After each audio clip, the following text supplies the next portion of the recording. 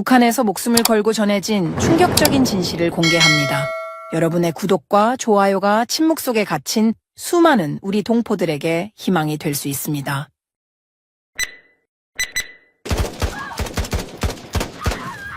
칠흑 같은 동해바다 한가운데 뒤에서 북한 경비정이 우리 배를 향해 실탄을 쏘고 있었습니다. 언니. 선창 아래에서 15살 여동생의 비명이 들렸습니다. 배 밑바닥으로 차가운 바닷물이 차올랐습니다. 조금만 더 가면 우리 가족 5명이 목숨을 내놓고 위험한 탈북을 결심한 이유가 무엇일까요? 정치범 수용소에 끌려갈 위기였던 것도 아니었습니다. 당 간부에게 찍혀서 처형당할 위기도 아니었습니다. 바다 위에 떠다니던 신라면 반개. 그게 우리 가족의 운명을 바꿨습니다. 왜 우리는 고작 신라면 때문에 총알이 빗발치는 바다 한가운데로 갔을까요?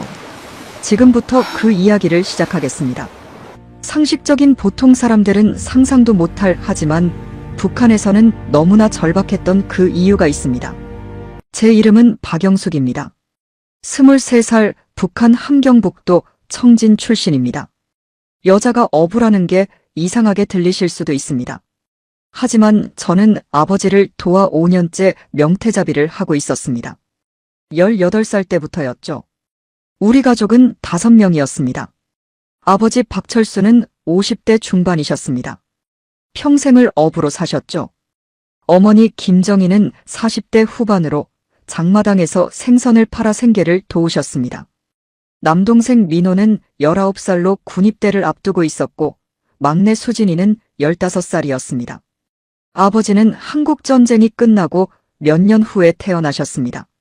전쟁은 직접 겪지 않으셨지만 그 후유증 속에서 자라셨죠. 할아버지는 전쟁 때 돌아가셨고 할머니 혼자 아버지를 키우셨다고 들었습니다. 그래서인지 아버지는 근면과 희생이 몸에 밴 분이셨습니다.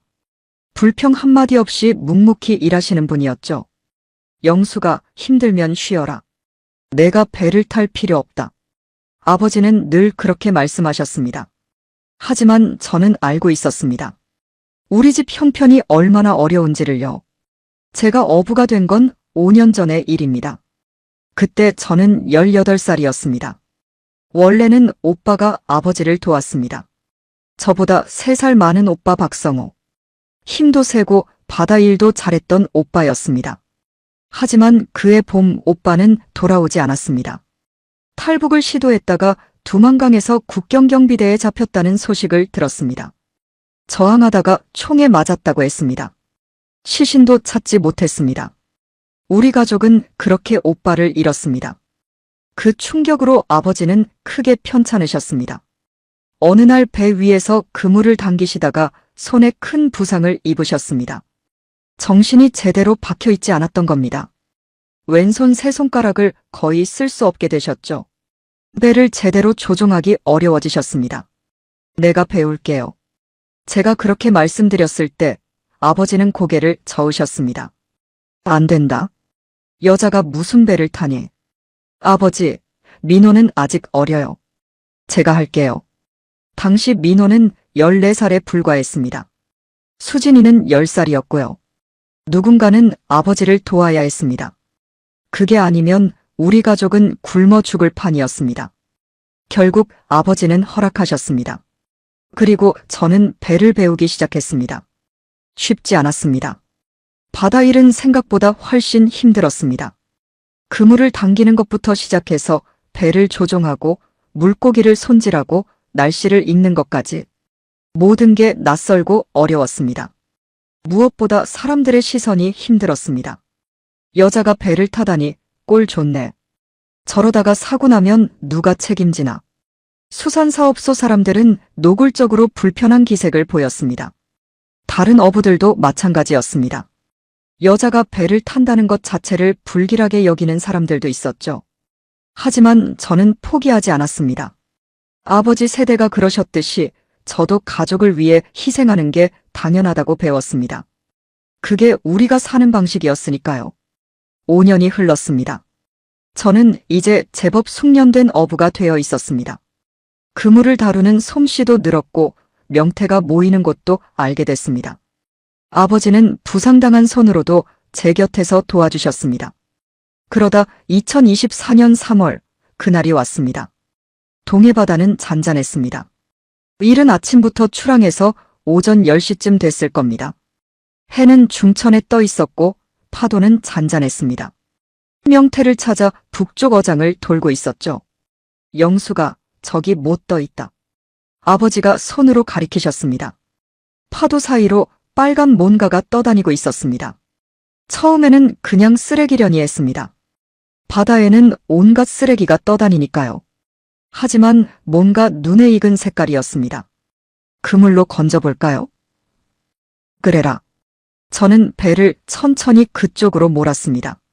가까이 가보니 비닐 조각이었습니다. 빨간색과 노란색이 섞인 뭔가 인쇄된 비닐이었죠. 그물로 조심스럽게 건져 올렸습니다. 그 순간 제 심장이 멎는 줄 알았습니다. 그건 라면 봉지였습니다. 그것도 반으로 찢어진 채로요. 하지만 앞면의 사진은 선명하게 남아 있었습니다. 빨간 국물이 담긴 냄비, 그 위로 모락모락 피어오르는 김, 그리고 노란 면발들. 신라면. 한글로 선명하게 적혀 있었습니다. 저는 그 순간을 지금도 생생하게 기억합니다. 손에 쥔 젖은 비닐 조각, 햇빛에 반짝이던 글씨, 그리고 사진 속 그 빨간 국물. 이게 뭐냐? 아버지가 물으셨습니다. 라면이요? 남쪽 라면인 것 같아요. 우리도 라면을 알고 있었습니다. 북한에도 라면이 있었으니까요. 꼬꼬면이라는 게 있었죠. 하지만 그건 돈이 있어야 먹을 수 있는 거였고 맛도 별로였습니다. 저는 1년에 한두 번 먹을까 말까 했습니다. 하지만 이 라면은 달랐습니다. 사진부터가 달랐습니다.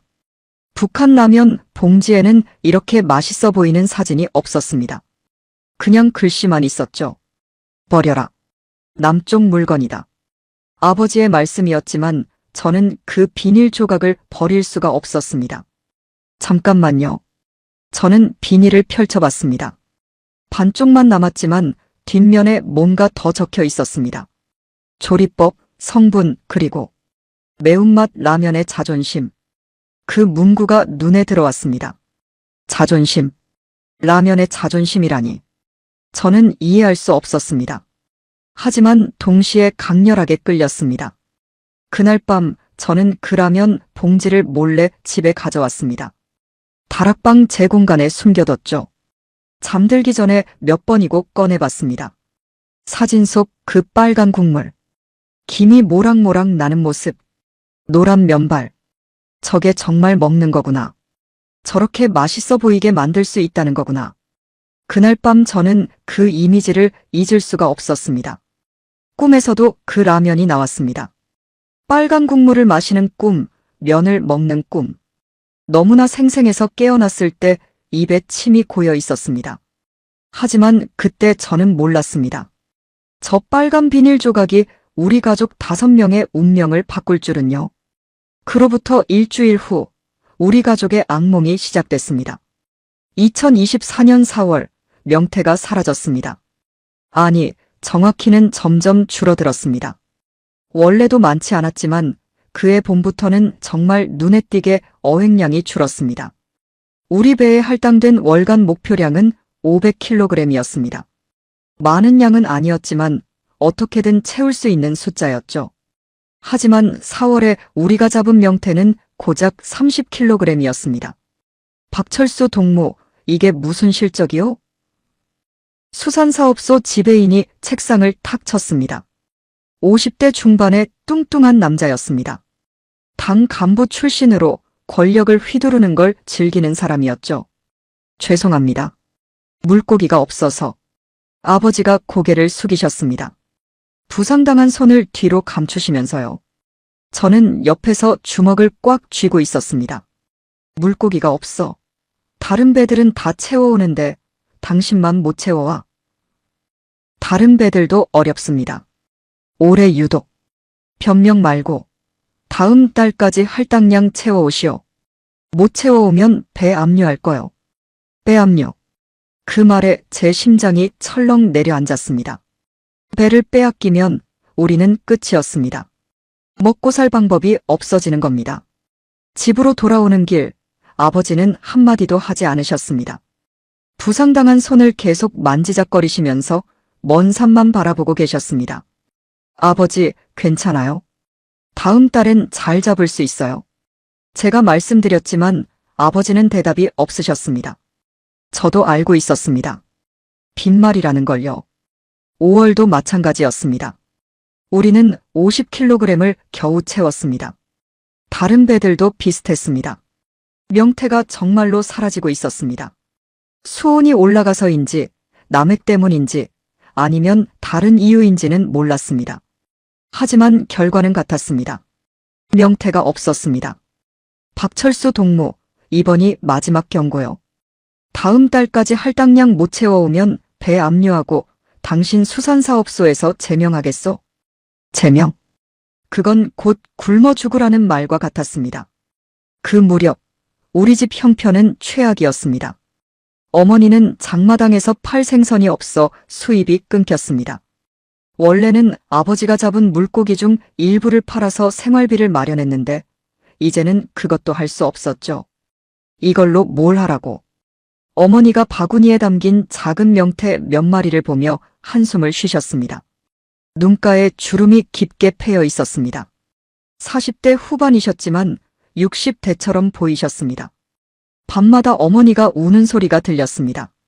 몰래 이불을 뒤집어 쓰고 우시는 거였죠. 아버지는 옆에서 아무 말씀도 하지 않으셨습니다. 할 수 있는 게 없으셨으니까요. 남동생 민호는 더 심각했습니다. 누나, 나 군대 가면 죽을 것 같아. 어느 날 밤 민호가 제게 말했습니다. 19살 민호는 키가 170cm가 넘었지만 몸무게는 48kg밖에 나가지 않았습니다. 영양실조였죠. 무슨 소리야. 죽긴 왜 죽어. 누나도 알잖아. 군대 가면 먹는 것도 없고 일은 힘들고. 작년에 같이 학교 다니던 성철이 군대 가서 3달 만에 죽었어. 저는 대답할 수 없었습니다. 민호 말이 맞았으니까요. 북한 군대는 지옥이었습니다. 특히 영양 상태가 나쁜 청년들은 버티지 못했습니다. 조금만 기다려봐. 내가 뭔가 방법을 찾을게. 하지만 무슨 방법이 있었을까요? 저도 몰랐습니다. 막내 수진이는 학교도 제대로 다니지 못했습니다. 선생님이 나오지 말래. 15살 수진이가 울먹이며 말했습니다. 왜?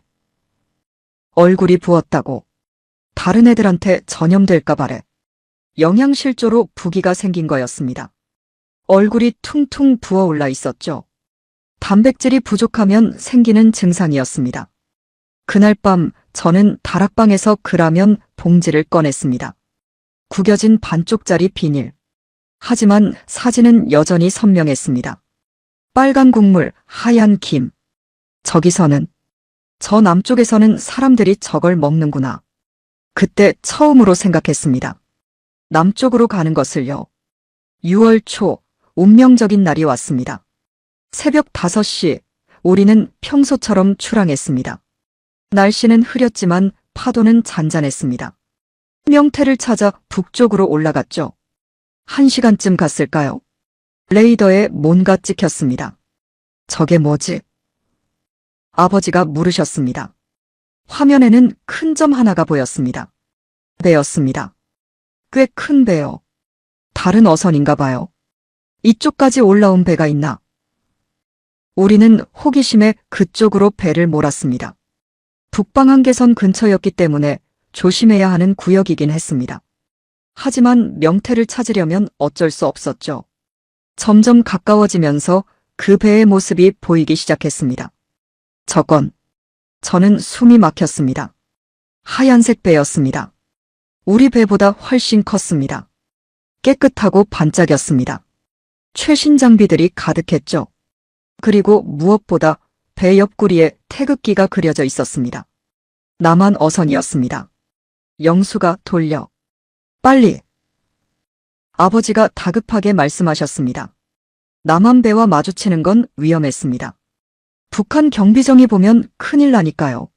하지만 저는 시선을 뗄 수가 없었습니다. 그 배는 너무 달랐습니다. 우리 배는 녹슬고 낡아서 여기저기 구멍이 나 있었습니다. 엔진도 자주 고장났죠. 하지만 저 배는 새 것처럼 반짝였습니다. 그리고 갑판에 쌓인 그물을 봤습니다. 그물이 가득 차 있었습니다. 물고기로요. 명태였습니다. 우리가 한 달 동안 찾아 헤매던 그 명태들이 저 배의 그물에는 가득했습니다. 악마의 나라라고 배웠는데 저는 중얼거렸습니다. 우리는 어렸을 때부터 배웠습니다. 남조선은 미제의 식민지이고 사람들은 굶주리고 거지들이 거리에 넘쳐난다고요. 하지만 저 배를 보니 그게 거짓말이라는 걸 알 수 있었습니다. 영수가 아버지의 외침에 정신을 차리고 배를 돌렸습니다. 남한 배에서 200m쯤 떨어졌을 때 저는 뭔가를 봤습니다. 저 배에서 뭔가를 바다에 던지는 게 보였습니다. 비닐봉지 같았습니다. 여러 개요. 뭘 버리는 거지? 호기심이 생겼지만 우리는 서둘러 그 자리를 떠났습니다. 북한 경비정이 올까봐 무서웠으니까요. 하지만 그날 오후 저는 다시 그 해역으로 돌아갔습니다. 아버지가 잠깐 선창에서 쉬고 계실 때 몰래 배를 돌린 겁니다. 뭘 버렸을까? 쓰레기인가? 30분쯤 찾아다녔을까요? 파도 사이에서 비닐봉지 하나를 발견했습니다. 투명한 비닐봉지. 그물로 건져 올렸습니다. 손이 떨렸습니다. 비닐봉지 안에는 여러 가지가 들어 있었습니다. 라면 5개, 종이 1장, 그리고 지폐 1장. 라면은 전부 신라면이었습니다. 제가 바다에서 주운 그 반쪽짜리와 똑같은 라면이었습니다. 온전한 봉지로 5개나 있었습니다. 종이는 전단지였습니다. 한쪽에는 사진이, 다른 한쪽에는 글씨가 적혀 있었죠. 사진은 도시 야경이었습니다. 수백, 수천 개의 불빛이 반짝이는 빌딩들, 도로를 가득 메운 자동차들, 형형색색의 네온사인들, 그리고 글씨에는 이렇게 적혀 있었습니다. 대한민국 국민은 배고프지 않습니다. 하루 3끼를 먹습니다. 원하면 고기도 먹을 수 있습니다. 자유롭게 살 수 있습니다. 제 손이 덜덜 떨렸습니다. 지폐는 미국 $1였습니다. 처음 봤습니다. 녹색 종이에 어떤 사람 얼굴이 그려져 있었죠. 저는 그것들을 재빨리 옷 속에 숨겼습니다. 아버지가 보시면 안 됐습니다. 당장 버리라고 하실 게 뻔했으니까요.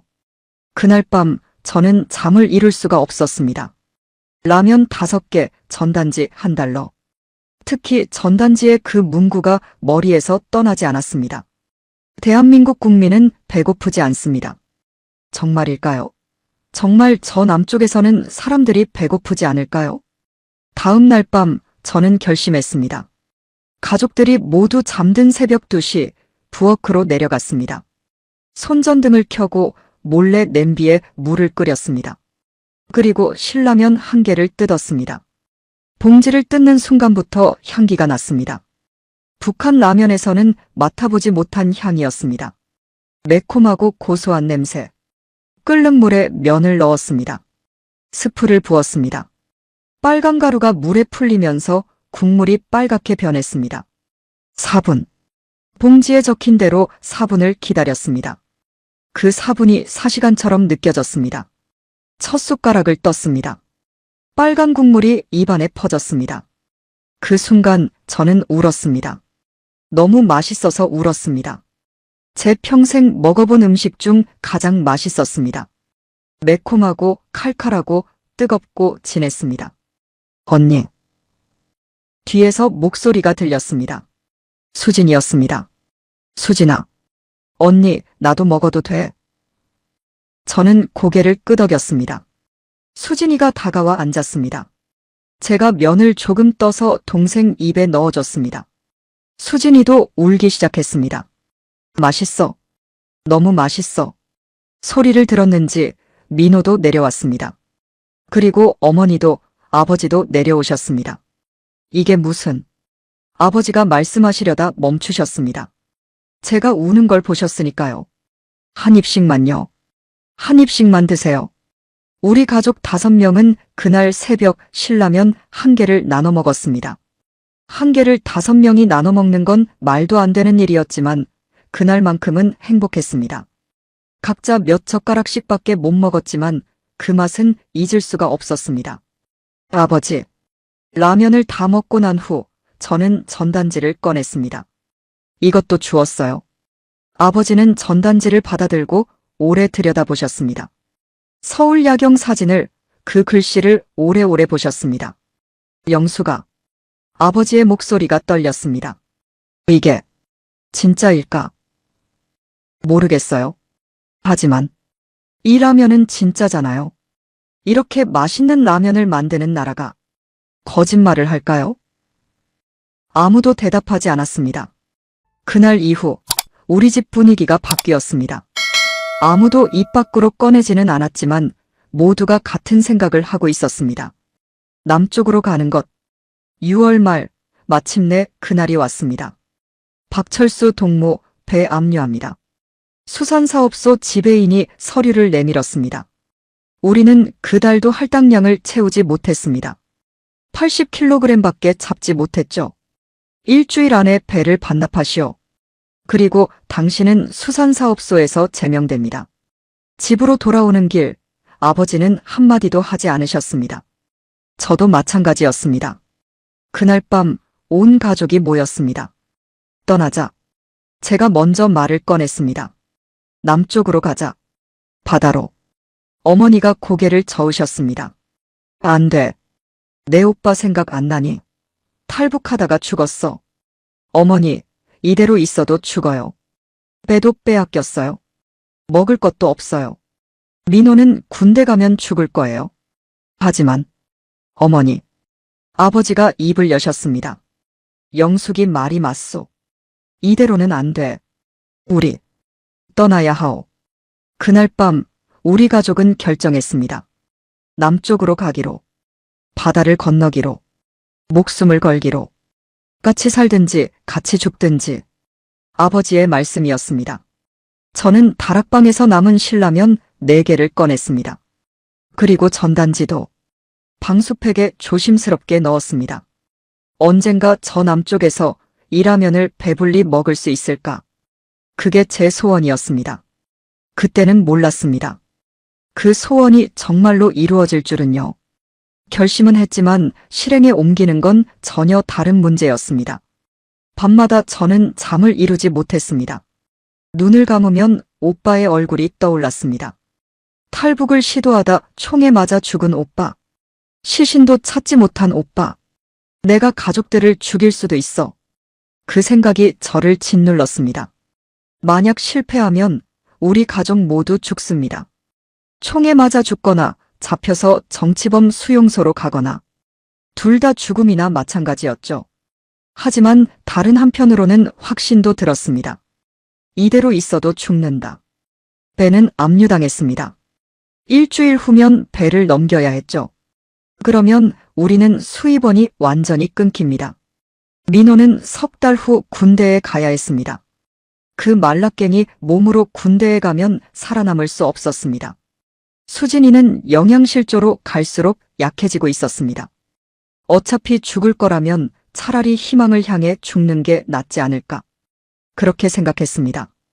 나흘째 되는 날, 저는 어머니와 단둘이 이야기를 나눴습니다. 어머니, 정말 갈 거예요? 부엌에서 설거지를 하시던 어머니가 손을 멈추셨습니다. 창밖을 오래 바라보시더니 천천히 고개를 끄덕이셨습니다. 그래야지. 내 아버지가 결심하셨으니. 무섭지 않으세요?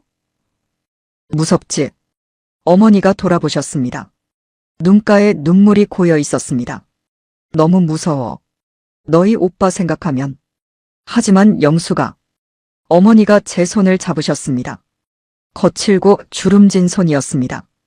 어머니는 너희들이 굶어 죽는 걸 보고 싶지 않아. 너희 아버지가 자책하며 죽는 것도 보고 싶지 않고.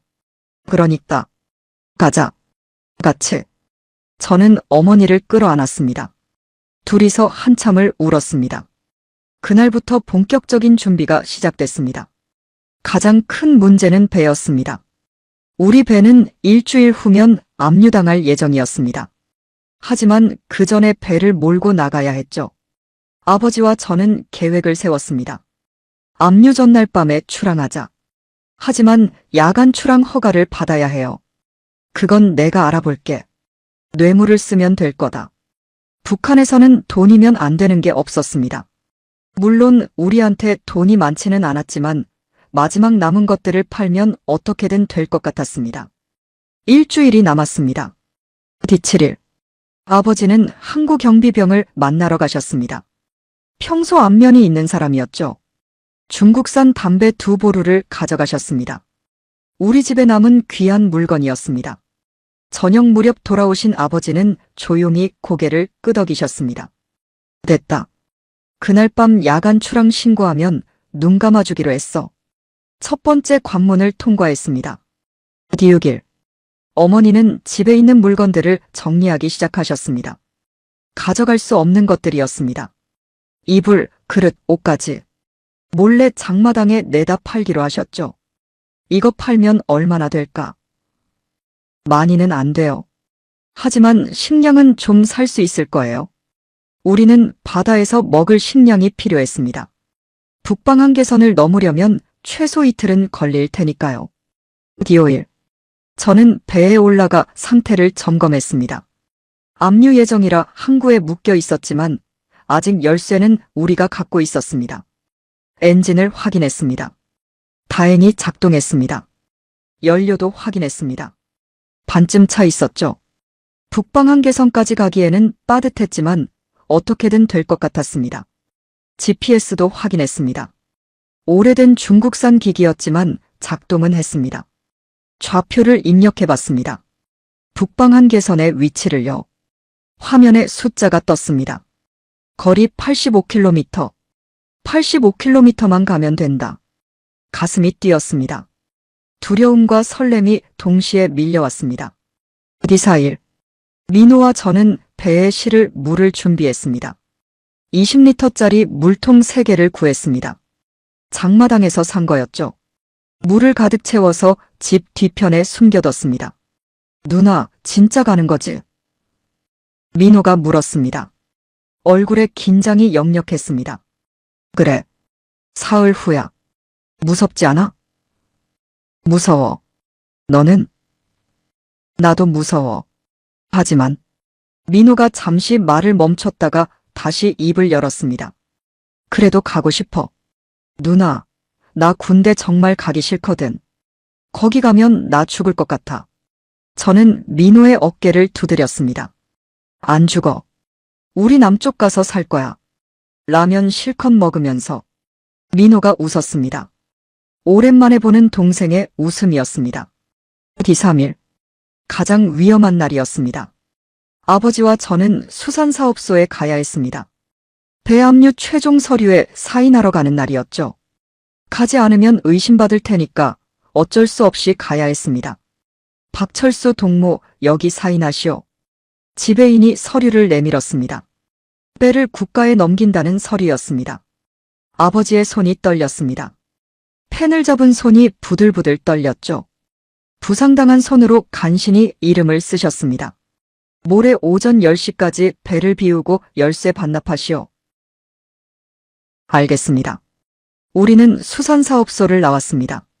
아버지는 한참 동안 아무 말씀도 하지 않으셨습니다. 아버지, 괜찮으세요?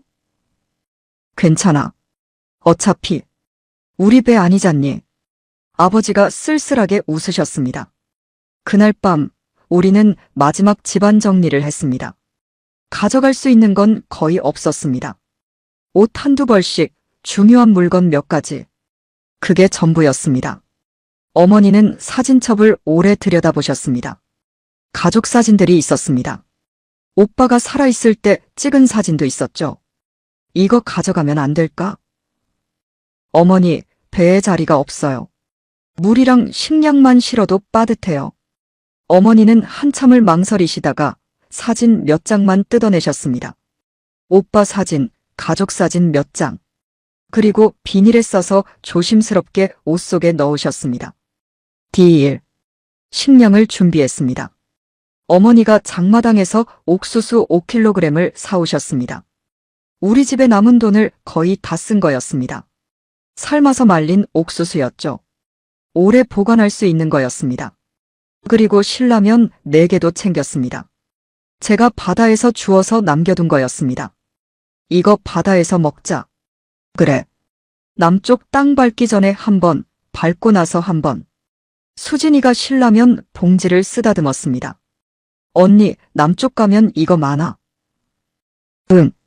엄청 많대. 마트에 가면 벽 하나가 다 라면이래. 벽 하나가 다? 응. 수백 개, 수천 개. 수진이의 눈이 반짝였습니다. 그 눈빛을 보니 가슴이 아팠습니다. 15살 아이가 라면을 꿈꾸다니. D1일. 출발 전날이었습니다. 낮 동안 우리는 최대한 평범하게 지냈습니다. 의심받으면 안 됐으니까요. 어머니는 이웃집에 가서 이야기도 나누셨습니다. 저는 동네를 산책했습니다. 민호와 수진이는 집에 있었죠. 하지만 마음은 전혀 평온하지 않았습니다. 심장이 계속 빠르게 뛰었습니다. 손에서 땀이 났습니다. 내일이면 그 생각만 했습니다. 저녁을 먹었습니다. 마지막 집밥이었습니다. 옥수수죽에 김치 조금. 평소와 다를 바 없는 저녁이었지만 그날만큼은 특별했습니다. 잘 먹겠습니다. 5명이 동시에 말했습니다. 그리고 천천히 먹었습니다. 아무도 말이 없었습니다. 숟가락 소리만 들렸죠. 밥을 다 먹고 나서 아버지가 입을 여셨습니다.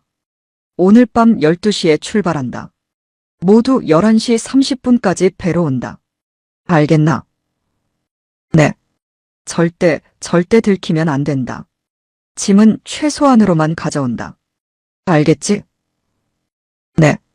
그리고 아버지가 말을 멈추셨습니다. 목이 메셨나 봅니다. 우리 가족 함께 가자. 살든지 죽든지 함께. 네, 아버지. 우리는 각자의 방으로 들어갔습니다. 하지만 아무도 자지 못했습니다. 저는 다락방에 누워 천장을 바라봤습니다. 금이 간 천장, 낡은 석가래. 제가 태어나서 23년을 산 집이었습니다. 다시는 못 올 거야. 그 생각을 하니 눈물이 났습니다. 이 집이 좋아서가 아니었습니다. 힘들고 배고픈 기억밖에 없는 집이었죠. 하지만 그래도 제 집이었습니다. 오빠의 기억이 남아있는 집이었습니다. 오빠, 우리 가요. 오빠가 가려고 했던 그곳으로. 마음속으로 오빠에게 말했습니다. 밤 11시. 저는 조용히 일어났습니다. 옷을 챙겨 입었습니다. 방수 점퍼, 긴 바지, 운동화. 그리고 방수팩에 신라면과 전단지를 넣었습니다. 11시 15분. 가족들이 하나씩 나왔습니다. 모두 어두운 옷을 입고 있었습니다. 짐은 작은 배낭 하나씩이었죠. 간다. 아버지의 짧은 말씀이었습니다. 우리는 조용히 집을 나섰습니다. 문을 잠그지 않았습니다. 어차피 돌아오지 않을 거니까요. 어둠 속을 걸었습니다. 한국까지는 15분 거리였습니다. 다행히 사람을 만나지 않았습니다. 밤 11시가 넘으면 통행금지 시간이라 거리에 사람이 없었죠. 항구에 도착했습니다. 멀리서 경비초소의 불빛이 보였습니다. 저기서 기다려. 아버지가 혼자 경비초소로 가셨습니다. 뇌물을 준 그 경비병과 이야기하러 가신 겁니다. 10분쯤 지났을까요? 아버지가 손짓으로 우리를 불렀습니다. 조용히 다가갔습니다. 경비병이 우리를 보고 있었습니다. 젊은 남자였습니다. 20대 후반쯤 돼 보였죠. 어서 가시오. 새벽 5시 전에 돌아오시오. 고맙소. 아버지가 고개를 숙이셨습니다. 우리는 배로 향했습니다. 어둠 속에서 우리 배를 찾았습니다. 낡고 작은 배.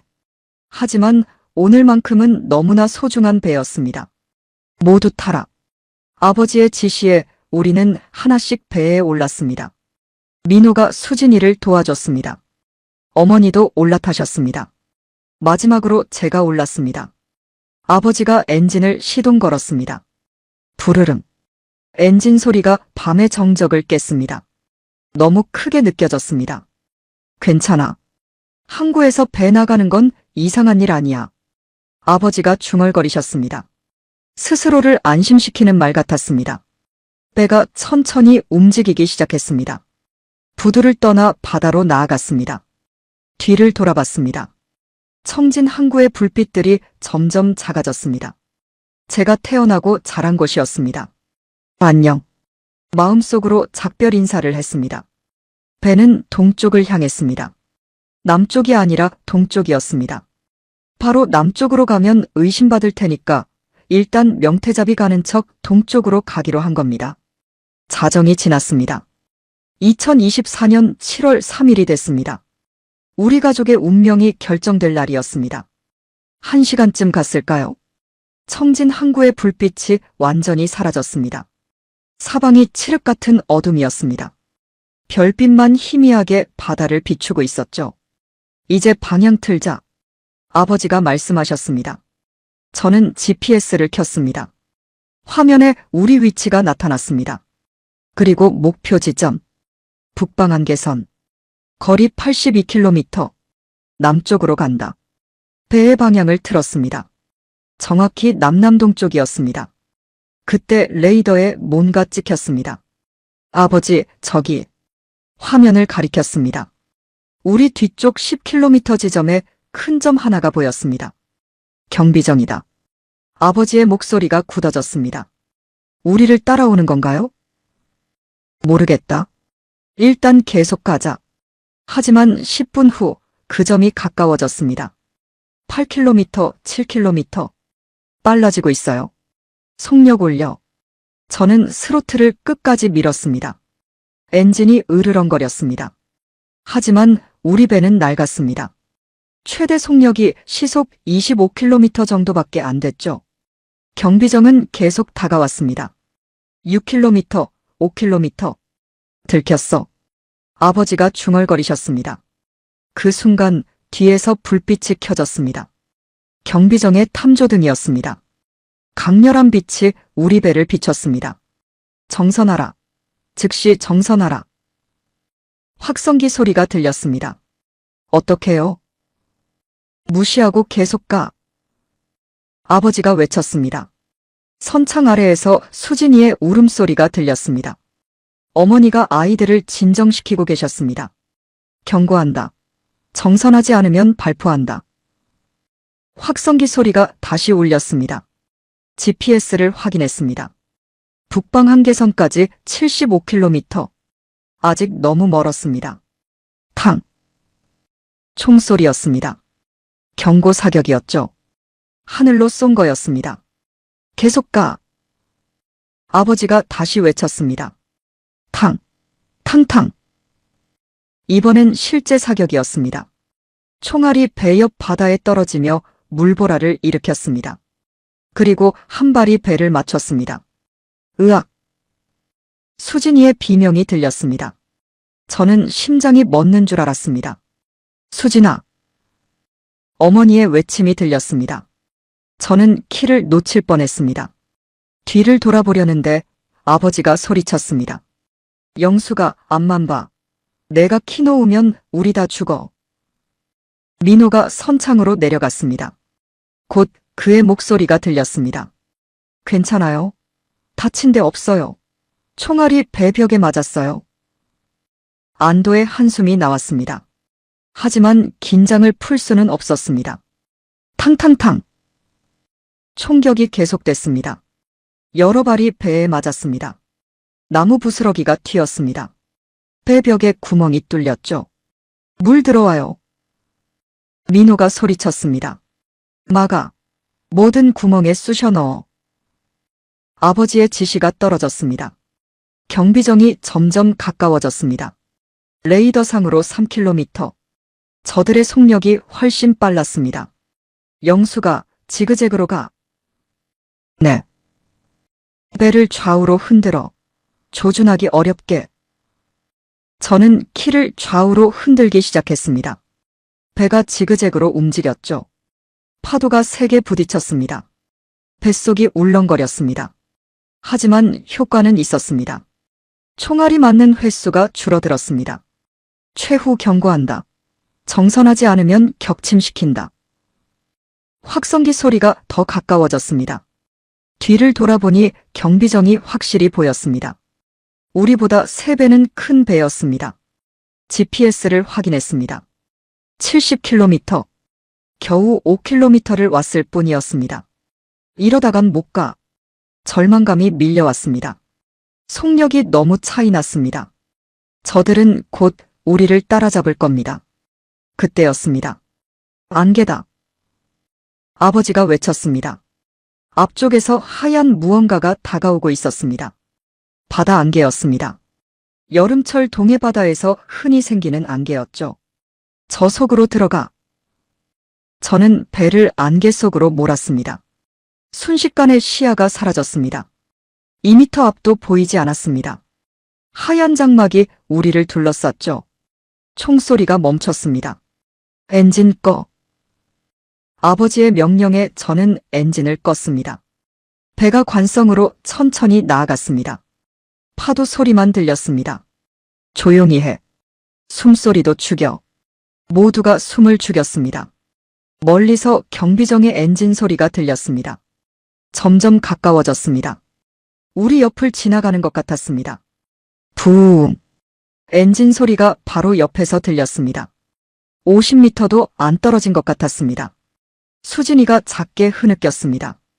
어머니가 아이 입을 막으셨습니다. 시간이 멈춘 것 같았습니다. 1분, 2분, 3분. 엔진 소리가 점점 멀어졌습니다. 5분이 지났습니다. 지나간 것 같다. 아버지가 속삭이셨습니다. 하지만 엔진은 아직 켜지 마. 조금 더 기다리자. 우리는 안개 속에서 10분을 더 기다렸습니다. 경비정 소리는 완전히 사라졌습니다. 이제 가자. 천천히. 저는 엔진을 다시 걸었습니다. 최대한 낮은 출력으로요. 소리를 줄이기 위해서였습니다. GPS만 보고 남쪽으로 나아갔습니다. 안개 속이라 방향을 잡기 어려웠지만 GPS가 있어서 다행이었습니다. 1시간쯤 갔을까요? 안개가 조금씩 걷히기 시작했습니다. 시야가 조금 확보됐습니다. 레이더를 확인했습니다. 다행히 주변에 다른 배는 없었습니다. 일단 안전한가 봐요. 아니야. 저들이 포기했을 리 없어. 분명 찾으러 다니고 있을 거야. 아버지 말씀이 맞았습니다. 우리는 도망친 어선이었습니다. 탈북 시도로 의심받는 배였죠. 쉽게 놓아주지 않을 겁니다. 낮 동안은 멈춰있자. 밤에 다시 움직이는 거야. 하지만 시간이 들키면 끝이야. 조금 느려도 안전하게 가는 게 낫다. 태양이 떠올랐습니다. 동쪽 수평선이 붉게 물들었습니다. 2024년 7월 3일 아침이었습니다. 우리는 배를 멈췄습니다. 엔진을 끄고 파도에 몸을 맡겼습니다. 명태잡이 어선들 사이에 섞이기로 한 겁니다. 멀리서 보면 그냥 조업 중인 배처럼 보일 테니까요. 가족들이 선창에서 나왔습니다. 모두 얼굴이 창백했습니다. 괜찮아? 제가 수진이에게 물었습니다. 응. 무서웠어. 이제 괜찮아. 조금만 참아. 하지만 괜찮지 않았습니다. 배 밑바닥에 물이 차 있었습니다. 총알 구멍으로 물이 새고 있었죠. 이거 막아야 해요. 민호가 말했습니다. 옷으로 막자. 구멍에 옷을 쑤셔 넣어. 우리는 가져온 옷 몇 벌을 찢어서 구멍에 쑤셔 넣었습니다. 완벽하지는 않았지만 물이 새는 속도가 줄어들었습니다. 이 정도면 버틸 수 있어. 아버지가 말씀하셨습니다. 우리는 배 위에 앉아 쉬었습니다. 밤새 긴장했던 몸이 풀리면서 피로가 몰려왔습니다. 배고파. 수진이가 중얼거렸습니다. 옥수수 먹자. 어머니가 배낭에서 삶은 옥수수를 꺼내셨습니다. 5개였습니다. 하나씩 나눠 가졌죠. 물은 아껴 마셔야 해. 언제까지 걸릴지 모르니까. 아버지의 말씀에 우리는 옥수수만 천천히 씹어 먹었습니다. 맛은 없었습니다. 딱딱하고 퍽퍽했죠. 하지만 안 먹을 수는 없었습니다.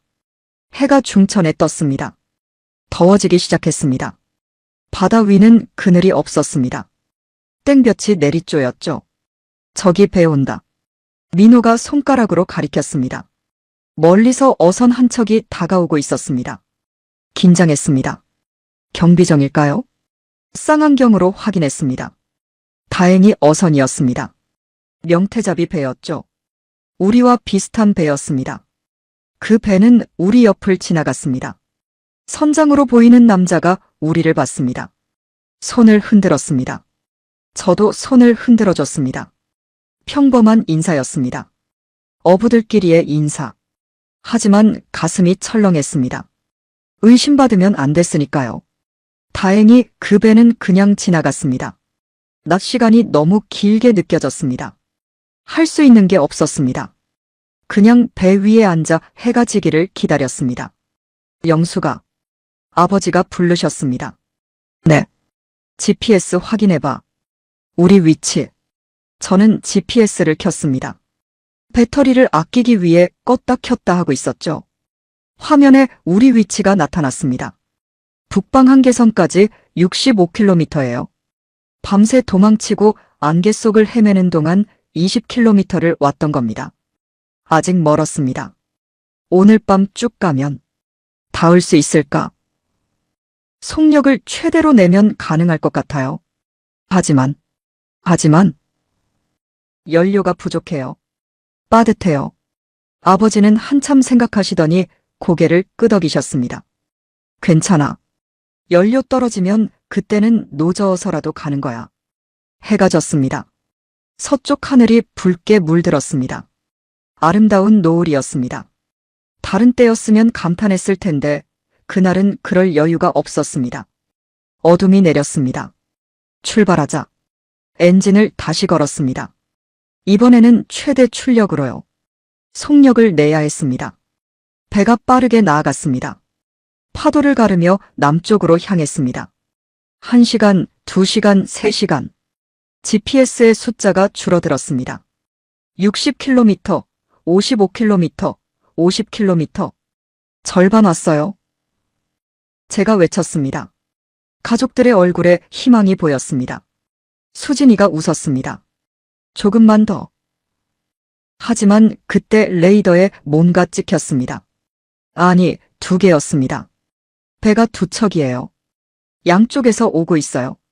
아버지가 레이더를 확인하셨습니다. 얼굴이 굳었습니다. 포위 작전이다. 우리를 찾았어. 2배는 빠르게 다가왔습니다. 경비정이었습니다. 하나는 서쪽에서, 하나는 동쪽에서 우리를 향해 오고 있었습니다. 어떻게요? 직진해. 계속 남쪽으로. 10분 후 불빛이 보였습니다. 양쪽에서 탐조등이 우리를 비췄습니다. 정선하라. 확성기 소리가 양쪽에서 들렸습니다. 무시해. 계속 가. 탕탕탕. 총격이 시작됐습니다. 양쪽에서 동시에요. 총알이 빗발쳤습니다. 으악. 수진이가 비명을 질렀습니다. 민호가 동생을 끌어안고 선창 바닥에 엎드렸습니다. 총알이 계속 배를 맞췄습니다. 나무가 부서졌습니다.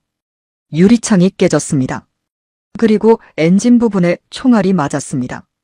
퍽. 뭔가 터지는 소리와 함께 연기가 피어올랐습니다. 안 돼. 엔진이 멈췄습니다. 배가 속력을 잃었습니다. GPS를 확인했습니다. 45km. 아직 반도 못 왔습니다. 경비정들이 다가왔습니다. 양쪽에서 우리를 둘러쌌습니다. 30m, 20m. 끝났다. 민호가 중얼거렸습니다. 저는 주저앉고 싶었습니다. 하지만 그럴 수 없었습니다. 노 꺼내. 네. 노 있잖아. 그거 꺼내서 저어. 아버지와 저는 노를 꺼냈습니다. 짧고 낡은 노 2개. 평소에는 거의 안 쓰던 거였습니다. 미쳤어? 노 저어서 어떡해. 포기할 순 없어. 우리는 노를 저었습니다. 미친 듯이 저었습니다. 하지만 경비정은 계속 다가왔습니다. 최후 통첩이다. 즉시 정선하라. 10m. 저들이 바로 옆까지 왔습니다. 갑판에 군인들이 보였습니다. 총을 겨누고 있었습니다. 끝났어. 우리 끝났어. 그 생각을 하는 순간이었습니다. 팡! 엄청난 소리가 바다를 울렸습니다. 고막이 찢어질 것 같은 소리였습니다. 그리고 빛이 보였습니다. 엄청나게 큰 빛. 마치 태양 같은 빛이 어둠을 갈랐습니다. 남쪽에서였습니다. 저게 뭐야? 눈을 가늘게 뜨고 봤습니다. 배였습니다. 엄청나게 큰 배. 우리 배의 10배는 되는 것 같았습니다. 회색빛 배. 갑판에 큰 포가 여러 개 보였습니다.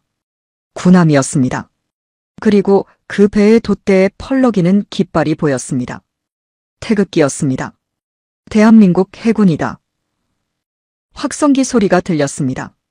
하지만 이번엔 다른 목소리였습니다. 남쪽 억양이었습니다. 이곳은 대한민국 해역이다. 북한 경비정은 즉시 퇴거하라. 반복한다. 즉시 퇴거하라. 북한 경비정들이 멈췄습니다. 탐조등이 꺼졌습니다. 그리고 천천히 후진하기 시작했습니다. 경고한다. 이 선을 넘으면 격침시킨다. 남한 군함은 엄청났습니다. 압도적이었습니다. 북한 경비정 2척은 그 앞에서 아무것도 아니었습니다. 경비정들이 돌아갔습니다. 북쪽으로 도망쳤습니다. 저는 그 자리에 주저앉았습니다. 노를 놓쳤습니다. 온몸에 힘이 풀렸습니다. 우리 살았어요? 민호가 물었습니다. 그때 군함에서 작은 배가 내려왔습니다. 고무보트였습니다. 4명의 군인이 타고 있었습니다. 고무보트가 우리 배 옆에 붙었습니다. 괜찮으십니까? 젊은 군인이 물었습니다. 20대 후반쯤 돼 보였습니다. 깨끗한 군복을 입고 있었습니다. 저희는 말이 나오지 않았습니다. 북한에서 오셨죠? 안전합니다. 이제 대한민국 해역입니다. 그 말에 어머니가 울음을 터뜨렸습니다. 아버지도 눈물을 흘리셨습니다. 수진이와 민호도 울었습니다. 저도 눈물이 났습니다. 저희 대한민국 국민이 되고 싶습니다. 제가 떨리는 목소리로 말했습니다. 네, 환영합니다. 군인이 웃으며 말했습니다. 그리고 우리를 고무보트로 옮겼습니다. 낡은 배는 그대로 두고요. 어차피 더 이상 갈 수 없는 배였습니다. 군함으로 올라갔습니다. 갑판에 발을 디디는 순간 저는 알았습니다. 우리 살았구나. 정말로 살았구나. 한 군인이 은박 담요를 가져왔습니다. 따뜻했습니다. 안으로 들어가시죠. 따뜻한 물이랑 음식 드릴게요. 음식이요? 네. 드실 수 있는 거 있으신가요? 라면 괜찮으세요? 그 말에 저는 웃음이 나왔습니다. 네. 라면 좋아요. 저희 라면 정말 좋아해요. 10분 후, 우리는 군함 내부의 작은 방에 앉아 있었습니다. 깨끗하고 따뜻한 방이었습니다. 그리고 식탁에는 신라면 4개가 놓여 있었습니다. 김이 모락모락 나는 빨간 라면이었습니다. 드세요. 배고프실 텐데. 저는 젓가락을 들었습니다. 떨리는 손으로 면을 집어 입에 넣었습니다. 그 맛은 잊을 수 없을 것 같습니다. 자유의 맛이었습니다. 군함 안에서 먹는 신라면은 달랐습니다. 같은 라면이었지만 그 의미가 완전히 달랐죠. 북한 집에서 몰래 끓여 먹던 그 라면과는 다른 맛이었습니다. 이건 자유였습니다. 이건 희망이었습니다. 5 식구가 각자 한 그릇씩 받았습니다. 한 개를 나눠 먹는 게 아니라 각자 한 개씩이었습니다. 수진이는 라면 그릇을 받아들고 한참을 멍하니 바라봤습니다. 언니, 이거 다 내 거야. 응, 다 내 거야. 수진이가 울기 시작했습니다. 15살 아이가 라면 한 그릇 때문에 우는 모습을 보니 제 가슴도 미어졌습니다. 우리는 천천히 라면을 먹었습니다. 한 젓가락 한 젓가락 음미하면서요. 국물까지 한 방울도 남기지 않고 다 마셨습니다. 더 드실래요? 젊은 해군이 물었습니다. 더요? 네. 얼마든지 있어요. 민호가 저를 쳐다봤습니다. 눈빛이 물어보고 있었습니다. 더 먹어도 돼. 저는 고개를 끄덕였습니다. 그럼 하나씩만 더 주시면 안 될까요? 물론이죠. 해군은 웃으며 다시 라면을 끓여왔습니다. 이번에도 5개였습니다. 우리는 그날 밤 신라면을 2개씩 먹었습니다. 평생 처음이었습니다. 라면을 배불리 먹어본 게요. 배가 부른 느낌이 이상했습니다. 오랜만이었습니다. 몇 년 만인지 기억도 안 날 정도로요. 이제 좀 쉬세요. 새벽에 동해시 해군기지에 도착할 겁니다. 감사합니다. 아버지가 깊게 고개를 숙이셨습니다. 우리는 그 작은 방에 누웠습니다. 깨끗한 담요를 덮고요. 군함의 엔진 소리가 은은하게 들렸습니다. 우리 정말 살았구나. 그 생각을 하니 눈물이 났습니다. 옆에서 어머니도 조용히 우시는 소리가 들렸습니다. 행복한 울음이었습니다. 새벽 5시쯤 군함이 멈췄습니다. 도착했습니다. 우리는 갑판으로 나갔습니다. 아직 어둠이 가시지 않은 새벽이었지만 저 멀리 육지의 불빛들이 보였습니다. 저기가 대한민국입니다. 해군이 손으로 가리켰습니다. 대한민국, 남한, 자유의 땅. 저는 그 불빛들을 오래 바라봤습니다. 눈물이 또 났습니다. 부두에 도착했습니다. 여러 사람들이 기다리고 있었습니다. 군인들도 있었고 민간인 옷을 입은 사람들도 있었습니다. 국정원에서 나왔습니다. 일단 조사를 받으셔야 합니다. 국정원. 그 단어에 잠깐 긴장했습니다. 하지만 그 사람의 표정은 부드러웠습니다. 걱정하지 마세요. 절차일 뿐입니다. 여러분을 돕기 위한 거예요. 우리는 차에 올라탔습니다. 깨끗한 승합차였습니다. 에어컨이 나왔습니다. 시원했습니다. 창밖을 봤습니다. 동이 트고 있었습니다. 해가 떠오르고 있었죠. 2024년 7월 4일 아침이었습니다. 새로운 인생의 첫날이었습니다. 조사는 사흘 동안 이어졌습니다. 작은 방에서 한 명씩 들어가서 질문에 답했습니다. 언제 태어났는지, 어디서 살았는지, 가족 관계는 어떤지, 왜 탈북했는지. 저는 모든 걸 솔직하게 말했습니다. 명태가 사라진 것, 배가 압류당한 것, 신라면을 주운 것, 남한 어선을 본 것, 전단지를 받은 것. 이거예요. 저는 방수팩에서 꺼낸 것들을 보여줬습니다. 구겨진 신라면 봉지 반쪽, 젖어서 찢어진 전단지, $1. 조사관은 그것들을 오래 들여다봤습니다. 이게 탈북의 이유였군요. 네. 이라면 사진을 보고 남쪽이 궁금해졌어요. 저 맛있는 라면을 만드는 나라가 어떤 곳일까 그런 생각을 했죠. 조사관이 웃었습니다. 신라면이 당신네 가족을 구했네요. 네. 그렇게 말할 수 있을 것 같아요. 조사가 끝나고 우리는 잠깐의 자유시간을 얻었습니다. 내일부터 하나원에 입소하실 겁니다. 3달 동안 교육을 받으시게 됩니다. 하나원이요? 북한 이탈 주민들이 남한 사회에 적응하도록 돕는 곳입니다. 걱정 마세요. 좋은 곳이에요. 그날 오후 한 직원이 우리를 어디론가 데려갔습니다. 마트에 가실 건데요. 필요한 물건들 좀 사세요. 비용은 정부에서 지원됩니다. 마트요? 네. 큰 마트요. 물건 많이 파는 곳이요. 차는 30분쯤 달렸습니다. 그리고 큰 건물 앞에 섰습니다. EMART라고 적혀 있었습니다. 여기가 이마트예요. 들어가시죠. 입구에 다가가자 문이 저절로 열렸습니다. 으악! 수진이가 놀라서 뒤로 물러섰습니다. 자동문이었습니다. 처음 보는 거였죠. 괜찮아요? 사람이 가까이 가면 자동으로 열려요. 들어갔습니다. 그리고 저는 멈춰 섰습니다. 믿을 수가 없었습니다. 너무 넓었습니다. 천장이 높았습니다. 환했습니다. 불빛이 가득했습니다. 에어컨 바람이 시원했습니다. 그리고 물건들이 너무 많았습니다. 어디를 봐도 물건이었습니다.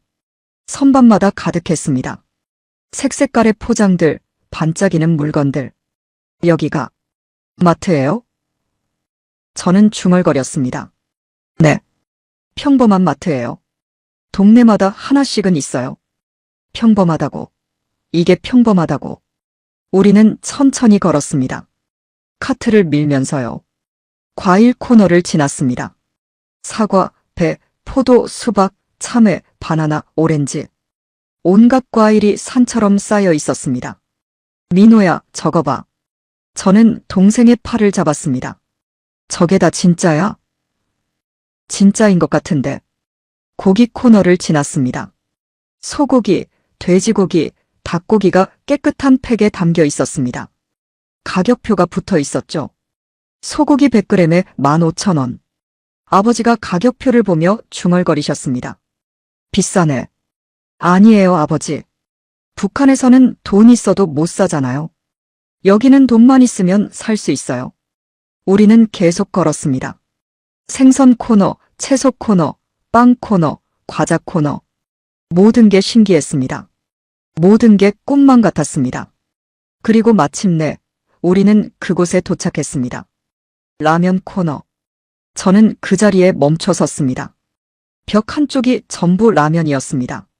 신라면, 안성탕면, 진라면, 너구리, 짜파게티, 불닭볶음면. 이름도 모르는 라면들이 가득했습니다. 빨간 봉지, 파란 봉지, 검은 봉지, 초록 봉지. 색색깔의 라면들이 선반을 가득 채우고 있었습니다. 수백 개가 아니었습니다. 수천 개였습니다. 언니. 수진이가 제 손을 잡았습니다. 아이의 손이 떨리고 있었습니다. 저게 다 라면이야? 응. 저게 다? 민호도 넋이 나간 표정으로 서 있었습니다. 어머니는 입을 막고 계셨습니다.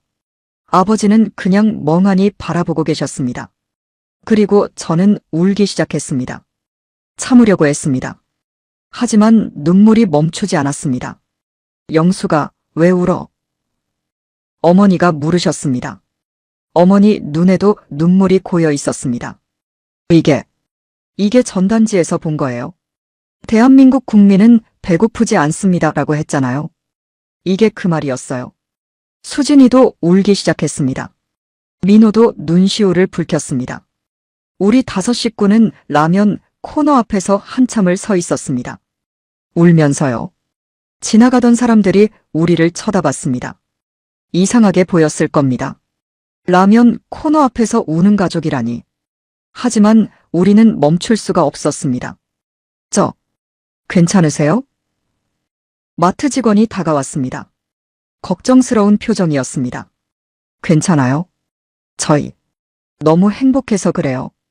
제가 눈물을 닦으며 말했습니다. 신라면 사도 돼요? 네, 물론이죠. 몇 개나 사도 돼요? 원하시는 만큼요. 저는 카트를 밀고 신라면 앞으로 갔습니다. 그리고 하나, 둘, 셋. 담기 시작했습니다. 10개, 20개, 30개. 영수가 너무 많은 거 아니니? 아버지가 말씀하셨습니다. 괜찮아요? 저희 신라면 좋아하잖아요. 저는 계속 담았습니다. 40개, 50개. 카트가 신라면으로 가득 찼습니다. 계산을 했습니다. 직원이 하나하나 스캔했습니다. 빨간 불빛이 깜빡였습니다. 총 55,000원입니다. 55,000원. 신라면 50개 값이었습니다. 동행한 직원이 카드로 계산했습니다. 가시죠. 우리는 마트를 나왔습니다. 신라면이 가득 든 봉투를 들고요. 차에 타서도 저는 그 봉투를 무릎에 올려놓았습니다. 놓치고 싶지 않았습니다. 영수가, 아버지가 부르셨습니다. 네. 우리 제대로 온 것 같구나. 네, 아버지. 우리 제대로 왔어요. 다음 날 우리는 하나원에 입소했습니다. 경기도 안성에 있는 곳이었습니다. 큰 건물이었습니다. 깨끗했습니다. 3달 동안 여기서 지내시게 됩니다. 한국 사회에 대해 배우고 적응 훈련을 받으실 거예요. 안내를 받았습니다. 우리 가족은 방 2개를 배정받았습니다. 부모님과 수진이가 한 방, 저와 민호가 한 방이었습니다. 방은 작았지만 깨끗했습니다. 침대가 있었고, 책상이 있었고, 옷장이 있었습니다. 화장실도 방 안에 있었습니다. 여기가 우리 방이야? 민호가 물었습니다. 응. 혼자 쓰는 화장실이 있어? 응. 민호가 화장실 문을 열어봤습니다. 하얀 변기, 세면대, 샤워 부스가 있었습니다. 누나, 이거 뜨거운 물 나와. 나올 거야. 민호가 샤워기를 틀었습니다. 물이 나왔습니다. 김이 모락모락 나는 뜨거운 물이었습니다. 대박. 그날부터 교육이 시작됐습니다. 오전에는 한국 사회에 대해 배웠습니다. 민주주의, 자본주의, 법, 제도, 문화. 대한민국은 민주공화국입니다. 국민이 주권을 가지고 있습니다. 선생님의 설명을 들으면서 저는 가슴이 벅찼습니다. 국민이 주권을 가진다. 우리가 나라의 주인이다. 북한에서는 상상도 할 수 없는 말이었습니다. 오후에는 실용적인 것들을 배웠습니다. 컴퓨터 사용법, 스마트폰 사용법, 대중교통 이용법, 은행 업무, 병원 이용, 마트에서 쇼핑하기. 모든 게 새로웠습니다. 이게 인터넷이에요. 여기서 모르는 걸 검색할 수 있어요. 선생님이 컴퓨터 화면을 보여줬습니다. 모르는 걸요? 네. 뭐든지요. 궁금한 거 있으면 검색해 보세요. 저는 검색창에 신라면이라고 쳤습니다. 수많은 결과가 나왔습니다. 신라면 역사 만드는 법, 레시피, 리뷰, 영상. 신기했습니다. 이렇게 정보가 많다니. 영상 하나를 클릭했습니다. 유튜브라는 거였습니다. 한 남자가 신라면을 끓이고 있었습니다. 계란도 넣고 치즈도 넣고 떡도 넣었습니다. 이렇게 먹을 수도 있구나. 저는 그날 밤 방에서 신라면을 끓여 먹었습니다. 하나원에는 작은 주방이 있었거든요. 민호와 둘이서 한 개씩 끓였습니다. 누나, 우리 진짜 여기 살게 된 거지? 응. 꿈 아니지? 아니야. 진짜야. 민호가 웃었습니다. 행복한 웃음이었습니다. 석 달이 빠르게 지나갔습니다. 그동안 많은 것을 배웠습니다. 한국어도 다듬었습니다. 북한식 억양을 줄이고 남한식 단어들을 배웠습니다. 취업 교육도 받았습니다. 이력서 쓰는 법, 면접 보는 법, 직장 예절. 영숙 씨는 어부 경험이 있으니까 수상 관련 일자리를 알아보는 게 좋을 것 같아요. 상담 선생님이 말했습니다. 인천에 큰 수산시장이 있어요. 거기서 일자리를 구할 수 있을 거예요. 정말요? 네. 그리고 정착금도 받으실 거예요. 가족 단위로 오셨으니까 꽤 될 거예요. 정착금. 나라에서 주는 돈이라고 했습니다. 새 삶을 시작하라고요. 믿기지 않았습니다. 돈을 준다니. 2024년 10월 초 드디어 수료식이 있었습니다. 축하합니다. 여러분은 이제 대한민국 국민입니다. 원장님의 말씀이었습니다. 대한민국 국민. 그 말이 가슴에 와닿았습니다. 저는 이제 대한민국 사람입니다. 자유로운 나라의 국민입니다. 주민등록증을 받으실 겁니다. 그리고 정착지원금을 받으시게 됩니다. 주민등록증. 제 이름이 적힌 플라스틱 카드였습니다. 사진도 박혀 있었죠. 박영숙. 주민등록번호. 주소. 이게 제 신분증이었습니다. 정착금은 통장으로 들어왔습니다. 가족 5명 합쳐서 상당한 금액이었습니다. 이걸로 집을 구하세요. 그리고 생활을 시작하시면 됩니다. 우리는 인천으로 갔습니다. 부동산을 통해 작은 아파트를 구했습니다. 방 2개짜리 작은 아파트였습니다. 하지만 우리에게는 궁전 같았습니다. 깨끗했습니다. 따뜻했습니다. 보일러가 있었습니다. 온수가 나왔습니다. 화장실이 2개나 있었습니다. 여기가 우리 집이야? 수진이가 물었습니다. 응, 우리 집이야. 그날 저녁 우리는 첫 집들이를 했습니다. 마트에서 장을 봤습니다. 고기도 사고 채소도 사고 과일도 샀습니다. 그리고 신라면도 샀습니다. 20개나요? 집에 와서 저녁을 준비했습니다. 어머니가 고기를 구우셨습니다. 저는 신라면을 끓였습니다. 5개를요. 자, 먹자. 우리 새 집에서 첫 저녁이다. 아버지의 말씀에 우리는 손을 모았습니다. 잘 먹겠습니다. 그날 저녁 우리는 정말 많이 먹었습니다. 배가 터질 것 같을 때까지요. 신라면도 한 개씩 다 먹었습니다. 국물까지 싹싹 긁어서요. 아, 배불러. 민호가 배를 두드렸습니다. 이게 꿈이면 깨지 말았으면 좋겠다. 꿈 아니야. 진짜야. 저는 웃으며 말했습니다. 진짜였습니다. 이 모든 게 진짜였습니다. 새 삶은 쉽지 않았습니다. 하나원을 나온 게 시작이 아니라 진짜 시작이었다는 걸 저는 곧 깨달았습니다. 일자리를 찾아야 했습니다. 돈을 벌어야 했습니다. 정착금은 있었지만 그게 영원할 수는 없었으니까요. 인천 연부두 수산시장에서 사람을 구한대요. 취업 상담사가 연락을 줬습니다. 냉동창고 일인데 힘들 수 있어요. 괜찮으시겠어요? 괜찮아요. 힘든 일 괜찮아요. 저는 북한에서 5년 동안 어부 생활을 했습니다. 힘든 일은 익숙했습니다. 면접을 봤습니다. 아, 북한에서 오셨구나. 배도 타봤고.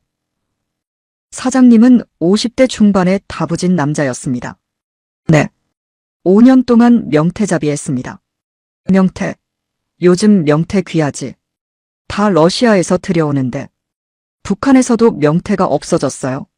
그래서 여기 온 거예요. 사장님이 잠깐 저를 들여다보더니 고개를 끄덕였습니다. 일 열심히 할 수 있어? 네. 열심히 하겠습니다. 좋아. 내일부터 나와. 월급은 250만 원이야. 250만 원. 제 생애 첫 월급이었습니다. 다음 날부터 일을 시작했습니다. 새벽 5시에 출근했습니다. 냉동창고에서 일했습니다. 영하 20도였습니다. 추웠습니다. 하지만 참을만 했습니다. 생선 상자를 옮겼습니다. 무거웠습니다.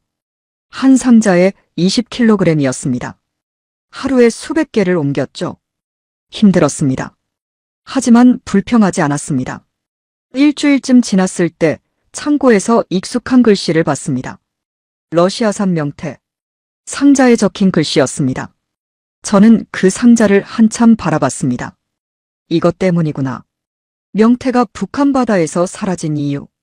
수온 변화도 있었겠지만 남획도 큰 이유였을 겁니다. 러시아 배들이 싹쓸이해 갔을 거예요. 그래서 우리가 여기 온 거야. 씁쓸했지만 동시에 감사했습니다. 만약 명태가 계속 잡혔다면 우리는 탈북하지 않았을 테니까요. 아버지도 일을 찾으셨습니다. 같은 수산시장에서 보조 일을 하셨습니다. 부상당한 손으로도 할 수 있는 간단한 일이었죠. 한 달에 180만 원 준대. 아버지가 기뻐하셨습니다. 어머니는 동네 식당에 취직하셨습니다. 설거지 일이었습니다. 한 달에 200만 원이래. 괜찮은 거지? 좋아요, 어머니. 정말 좋아요. 민호는 검정고시를 준비했습니다. 북한에서 고등학교를 못 나왔으니까요. 누나, 나 대학 가고 싶어. 그래, 가야지. 공부 열심히 해. 낮에는 편의점에서 알바를 했습니다. 시급 10,000원이었습니다. 한 달에 100만 원은 벌 수 있을 것 같아.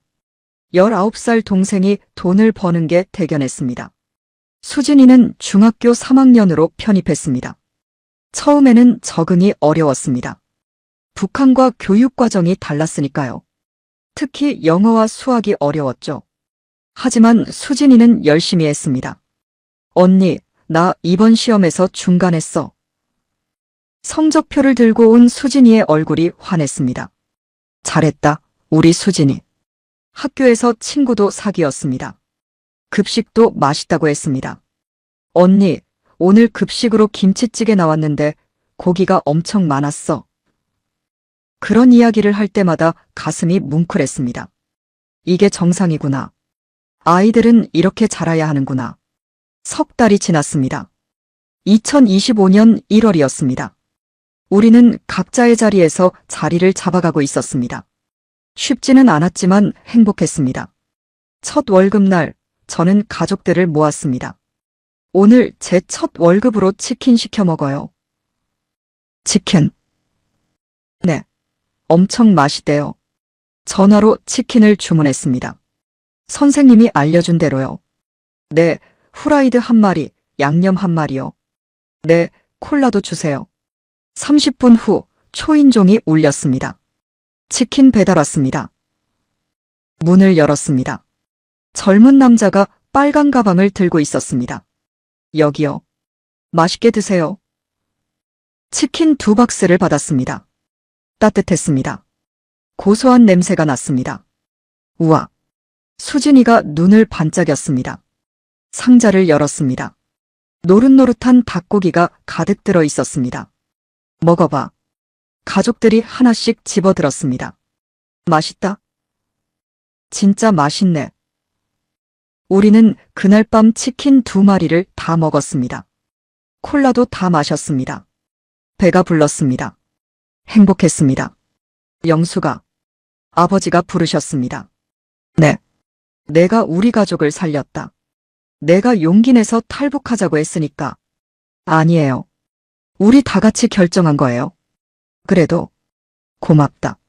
아버지가 제 머리를 쓰다듬으셨습니다. 여름이 왔습니다. 2025년 6월이었습니다. 우리가 탈북한 지 1년이 됐습니다. 1년 동안 많은 게 변했습니다.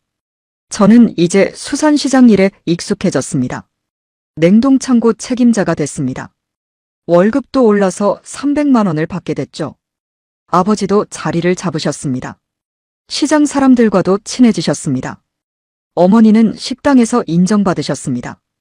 일을 워낙 열심히 하셔서 주방 보조로 승진하셨습니다. 민호는 검정고시에 합격했습니다. 그리고 대학 입시를 준비하고 있었습니다. 누나, 나 인천대학교 가고 싶어. 경영학과. 그래, 할 수 있어. 열심히 해. 수진이는 고등학교에 진학했습니다. 친구들도 많이 사귀었습니다. 얼굴도 살이 올라서 건강해 보였습니다. 언니, 나 키 5cm 컸어. 영양을 제대로 섭취하니까 키도 크는 거였습니다. 어느 일요일이었습니다. 오늘 어디 놀러 갈까?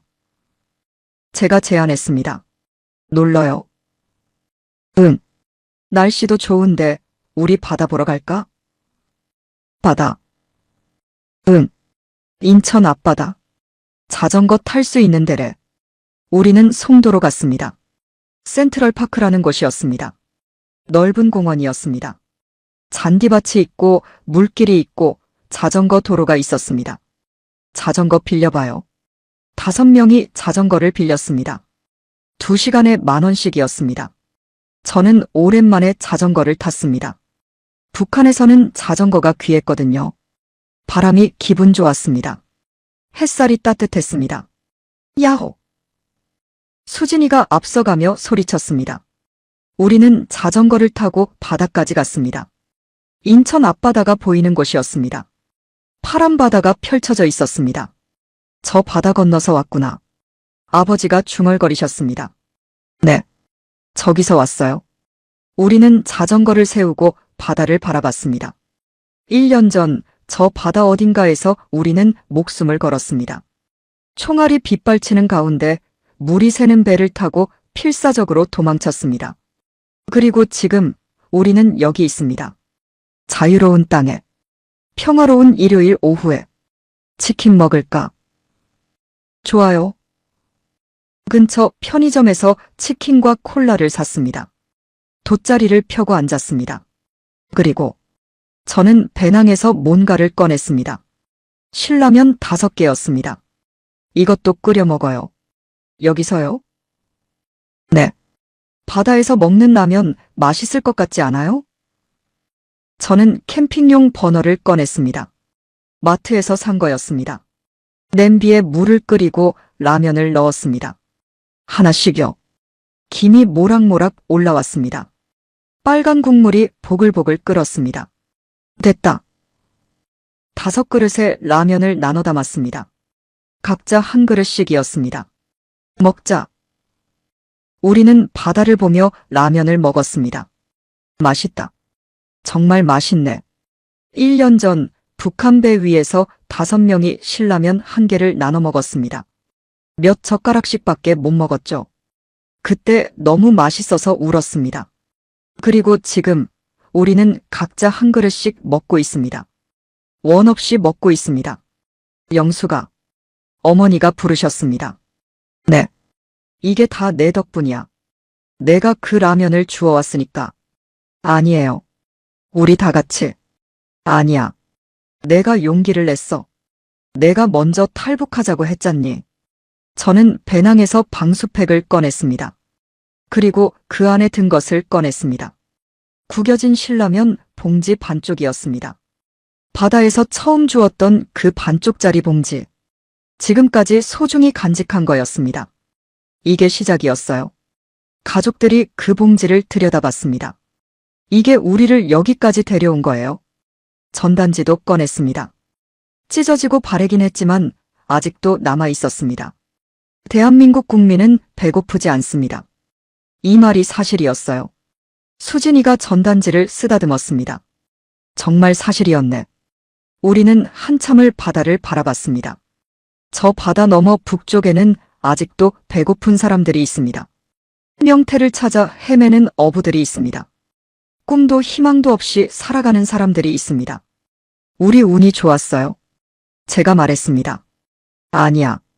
용기가 있었던 거지. 아버지가 말씀하셨습니다. 둘 다예요. 운도 좋았고 용기도 있었어요. 해가 지기 시작했습니다. 서쪽 하늘이 붉게 물들었습니다. 집에 갈까? 네. 우리는 짐을 쌌습니다. 빈 라면 그릇들을 치웠습니다. 쓰레기는 쓰레기통에 버렸습니다. 자전거를 타고 돌아왔습니다. 저녁 바람이 시원했습니다. 집에 도착했습니다. 우리의 작은 아파트. 오늘 정말 좋았다. 수진이가 말했습니다. 응. 나도. 그날 밤 저는 냉장고를 열어봤습니다. 신라면이 20개쯤 쌓여 있었습니다. 항상 채워놓거든요. 언제든 먹을 수 있어. 그 생각을 하니 마음이 평온해졌습니다. 다음 날 출근길이었습니다. 지하철을 탔습니다. 출근 시간이라 사람들이 많았습니다. 사람들 얼굴을 봤습니다. 직장인들, 학생들, 어르신들. 모두 자기 할 일을 하러 가는 사람들이었습니다. 나도 이제 이 사람들 중 하나구나. 대한민국 사람. 자유로운 나라의 국민. 그게 제 정체성이었습니다. 수산시장에 도착했습니다. 영숙 씨 왔어요? 사장님이 반갑게 인사하셨습니다. 네. 오늘도 열심히 하겠습니다. 그래요. 고마워요. 냉동창고로 들어갔습니다. 차가운 공기가 얼굴을 때렸습니다. 일을 시작했습니다. 상자를 옮겼습니다. 힘들었습니다. 하지만 괜찮았습니다. 이 일로 저는 돈을 멉니다. 제 가족을 먹여 살립니다. 우리 집 냉장고를 채웁니다. 무엇보다 자유롭게 일합니다. 점심시간이었습니다. 도시락을 꺼냈습니다. 어머니가 싸주신 거였습니다. 밥, 김치, 계란말이, 소시지. 맛있게 먹었습니다. 영숙 씨. 동료가 다가왔습니다. 점심 맛있어요? 네. 우리 엄마가 싸주셔서. 좋겠다. 엄마 밥. 저는 웃었습니다. 그래요. 좋습니다. 정말 좋습니다. 그날 저녁 집에 돌아오니 좋은 소식이 있었습니다. 누나, 나 인천대 합격했어. 민호가 합격증을 들고 있었습니다. 정말? 축하해. 저는 동생을 끌어안았습니다. 경영학과 합격이야. 장학금도 받았어. 대단하다, 민호야. 온 가족이 기뻐했습니다. 저녁 뭐 먹을까? 오늘은 특별한 날인데. 라면. 수진이가 외쳤습니다. 우리는 웃었습니다. 좋아. 라면 먹자. 저는 주방으로 갔습니다. 냉장고에서 신라면을 꺼냈습니다. 5개요. 냄비에 물을 끓이고 라면을 넣었습니다. 계란도 넣고 파도 넣었습니다. 김이 모락모락 올랐습니다. 빨간 국물이 보글보글 끓었습니다. 됐어요. 5그릇에 라면을 담았습니다. 먹자. 우리는 둘러앉아 라면을 먹었습니다. 맛있다. 역시 신라면이야. 먹으면서 저는 생각했습니다. 1년 전 우리는 이 라면 때문에 목숨을 걸었습니다. 바다를 건넜습니다. 총알을 피해 도망쳤습니다. 그리고 지금 우리는 이 라면을 아무렇지 않게 먹고 있습니다. 원하면 언제든 먹을 수 있습니다. 이게 자유입니다. 이게 대한민국입니다. 식사를 마치고 저는 거실 창문을 열었습니다. 밤 공기가 들어왔습니다. 시원했습니다. 멀리 인천 앞바다가 보였습니다. 어둠 속에서 희미하게 반짝이는 바다. 저 바다를 건너왔구나.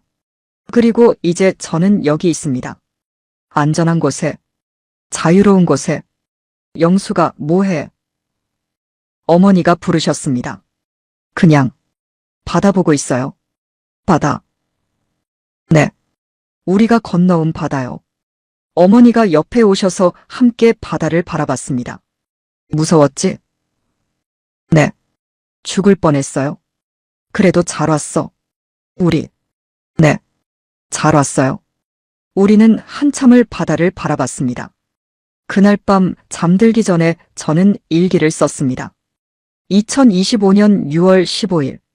오늘 민호가 대학에 합격했다. 너무 기쁘다. 저녁에 신라면을 먹었다. 맛있었다. 우리 냉장고에는 항상 신라면이 가득하다. 이게 얼마나 감사한 일인지 모른다. 1년 전 오늘쯤 우리는 북한에서 막막한 미래를 걱정하며 살았다. 그런데 지금은 여기 있다. 자유로운 나라에서 각자의 꿈을 향해 나아가고 있다. 명태는 사라졌지만 우리는 새로운 바다를 찾았다. 희망의 바다를. 감사합니다. 이 나라를 만들어주신 분들께, 전쟁의 폐허에서 일어나 이렇게 풍요로운 나라를 만들어주셔서 우리도 이제 이 나라의 일원입니다. 열심히 살겠습니다. 기여하겠습니다. 그리고 북쪽에 남은 사람들에게도 언젠가 이 자유가 오기를 바랍니다. 일기를 덮었습니다. 침대에 누웠습니다. 편안했습니다. 따뜻했습니다. 안전했습니다. 내일도 좋은 하루가 되겠지. 그렇게 생각하며 잠이 들었습니다. 꿈속에서 저는 바다를 보고 있었습니다. 파란 바다, 잔잔한 파도. 그리고 그 바다 위에 신라면 봉지가 떠다니고 있었습니다. 빨간 봉지가 햇빛에 반짝이고 있었습니다. 저는 그것을 향해 손을 뻗었습니다. 그리고 잡았습니다. 희망을 잡았습니다. 자유를 잡았습니다. 새로운 삶을 잡았습니다. 우리 집 냉장고에는 오늘도 신라면이 가득합니다. 그리고 그것만으로도 저는 행복합니다. 대한민국 국민 박영숙, 24살. 지금도 인천 연부두 수산시장에서 열심히 일하고 있습니다. 언젠가 제 이야기를 듣는 누군가에게 말하고 싶습니다. 포기하지 마세요. 희망은 있습니다. 바다 저편에 자유가 있습니다. 그리고 만약 당신이 지금 배고프다면 따뜻한 신라면 한 그릇 끓여 드세요. 그 빨간 국물 속에는 누군가의 간절한 꿈이 담겨 있으니까요. 끝까지 들어주신 따뜻한 마음을 가진 여러분이야말로 진정한 애국자입니다. 이 이야기가 더 많은 사람들에게 전해질 수 있도록 구독으로 동참해주세요. 우리가 반드시 알아야 할 이야기들을 또 소개하겠습니다.